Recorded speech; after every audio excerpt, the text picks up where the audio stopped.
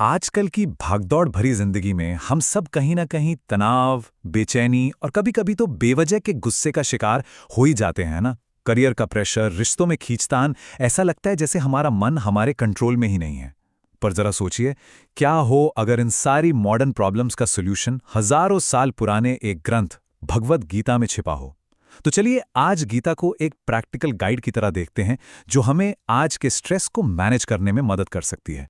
ये शब्द हैं अर्जुन के, जो महाभारत के युद्ध के मैदान में खड़े हैं। पर एक मिनट के लिए सोचिए, क्या ये सिर्फ एक पुराने जमाने की लड़ाई की बात है? नहीं, ये वो एहसास है जिसे हम सब ने कभी ना कभी महसूस किया है। ये उस गहरी चिंता और घबराहट की भाषा है, जब हम जिंदगी की मुश्किलों के सामने खुद को बिल्कुल अकेला और हारा हुआ महसूस करते हैं। पता है, अर्जुन का वो युद्ध का मैदान आज हमारा ऑफिस, हमारे रिश्ते और हमारे अपने मन के अंदर की लड़ाई बन गया है। जब अर्जुन कहते हैं कि उनका गांडीव धनुष हाथ से छूट रहा है, तो ये बिल्कुल आज के बर्नआउट जैसा ही तो है, जहां काम करने की हिम्मत या इच्छा ही खत्म हो जाती है। ये दिखाता है कि हजारों साल बाद भी गीता कितनी ज्यादा रेलेवेंट है। ठीक है, तो चलिए अब थोड़ा गहराई में उतरते हैं। किसी भी प्रॉब्लम का सॉल्यूशन ढूंढने से पहले उसकी जड़ को समझना बहुत जरूरी होता है, राइट? गीता सबसे पहले यही करती है। वो हमारी इस बेचैनी का, हमारी इस मानसिक अशांति का एक बहुत ही साफ निदान बताती है। अच्छा, तो ये जो आप देख रहे हैं ना, ये एक तरह का मेंटल डाउनवर्ड स्पाइरल है। गीता के हिसाब से सारा खेल शुरू होता है आसक्ति से, मतलब अटैचमेंट से। ये किसी भी चीज से हो सकता है, पता है, सोशल मीडिया पर कितने लाइक्स मिले, या नौकरी में प्रमोशन मिलेगा या नहीं, इस तरह की चीजें। अब जब हम इन नतीजों से बहुत ज्यादा जुड़ जाते हैं तो पैदा होती है इच्छा, और अगर वो इच्छा पूरी नहीं हुई तो गुस्सा आता है। और गुस्से में क्या होता है, हम सही गलत का फर्क भूल जाते हैं, मतलब भ्रम में पड़ जाते हैं। और इसका एंड रिजल्ट मन की शांति और सोचने समझने की शक्ति दोनों का विनाश। यही तो है आज के स्ट्रेस की असली जड़। और यहीं पर कृष्ण की भूमिका बहुत दिलचस्प हो जाती है। वो सिर्फ एक भगवान नहीं, बल्कि एक मनोवैज्ञानिक गाइड की तरह सामने आते हैं। देखिए, जब अर्जुन में डिप्रेशन के सारे लक्षण दिख रहे हैं, शरीर कांप रहा है, मन उलझा हुआ है, तो कृष्ण उनकी फीलिंग्स को खारिज नहीं करते, बल्कि वो उसे स्वीकार करते हैं और फिर उसे इस मानसिक जाल से बाहर निकलने का रास्ता दिखाते हैं। ये एक तरह का टाइमलेस थेरेपी सेशन ही तो है। तो अब हम आते हैं इस पूरी चर्चा के सबसे अहम हिस्से पर, गीता के वो 5 शक्तिशाली श्लोक जो तनाव को मैनेज करने के लिए किसी टूल किट की तरह काम कर सकते हैं। ये शायद गीता का सबसे मशहूर उपदेश है, और इसकी वजह भी है। इसका मतलब बहुत सीधा और सरल है। हमारा कंट्रोल सिर्फ हमारे काम पर है, उसके नतीजे पर नहीं। और यकीन मानिए, काम से जुड़ी चिंता को कम करने का यह सबसे असरदार तरीका है। सोचिए, जब हम अपना पूरा ध्यान सिर्फ इस बात पर लगाते हैं कि हम अपना काम कितनी अच्छी तरह और ईमानदारी से कर सकते हैं, तो क्या होगा अगर वाला डर अपने आप खत्म हो जाता है? क्या होगा अगर मैं फेल हो गया? क्या होगा अगर लोगों को पसंद नहीं आया? इन सवालों से मन आज़ाद हो जाता है, और इससे एक शांति मिलती है जो हमें इसी पल में जीने में मदद करती है। ये श्लोक हमें जिंदगी की हकीकत से मिलाता है। चाहे सुख हो या दुख, कामयाबी हो या नाकामी, कुछ भी हमेशा के लिए नहीं रहता। वो बस मौसम की तरह है, आते हैं और चले जाते हैं। तो इसका सार क्या है? ये वक्त भी गुजर जाएगा। जब हम इस बात को सच में अपने अंदर उतार लेते हैं, तो न तो कामयाबी हमारे सिर चढ़कर बोलती है, और ना ही नाकामी हमें तोड़ पाती है। ये सोच हमें दिमागी तौर पर बहुत स्थिर और मजबूत बनाती है। यहां योग का मतलब सिर्फ योगा मैट पर किए जाने वाले आसन नहीं है। गीता के मुताबिक असली योग है अपने हर काम को पूरी कुशलता, पूरे संतुलन और पूरे ध्यान के साथ करना।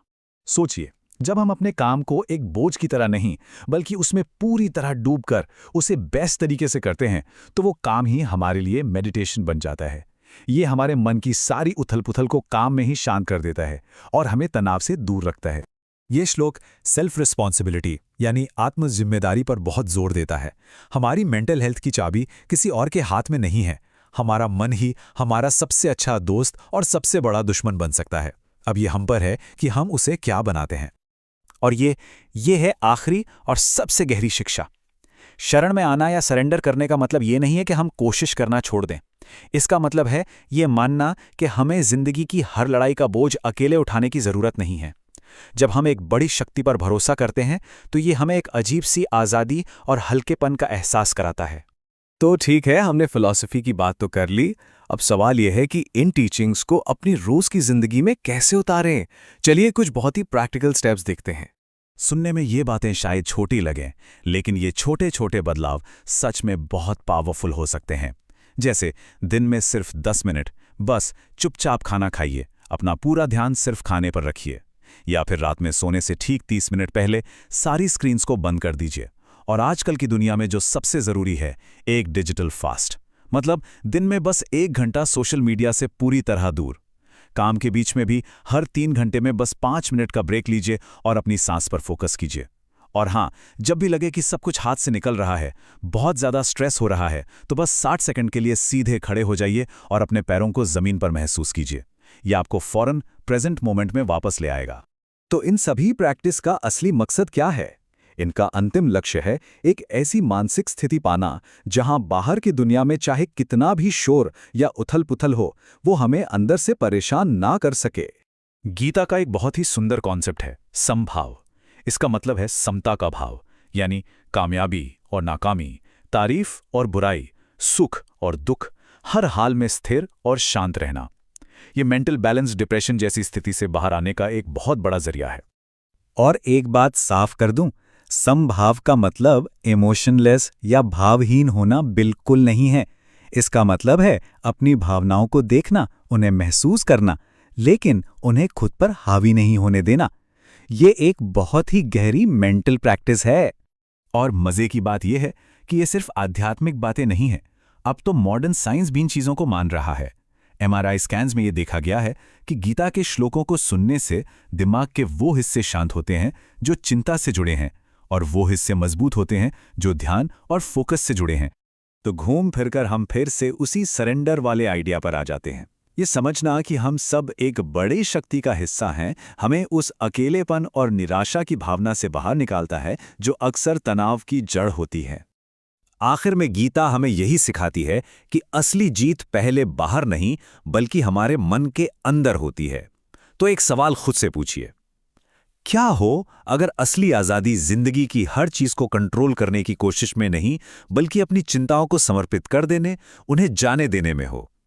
शायद यही वो एक सोच है जो हमें आज की जिंदगी के किसी भी तनाव का सामना करने की ताकत दे सकती है।